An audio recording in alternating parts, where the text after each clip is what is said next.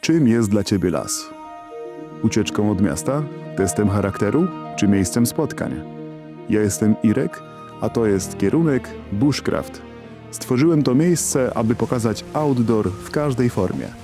Od rzetelnych testów miejscówek Zanocuj w lesie, przez testy sprzętów, po relacje z wydarzeń i rozmowy z ludźmi lasu. Niezależnie od tego, czy szukasz technicznej wiedzy, inspiracji sprzętowej lub po prostu chcesz poczuć klimat leśnej wyprawy w wysokiej jakości, jesteś we właściwym miejscu. Zasubskrybuj kanał, włącz powiadomienia i odbierz ze mną kierunek Bushcraft. Do zobaczenia.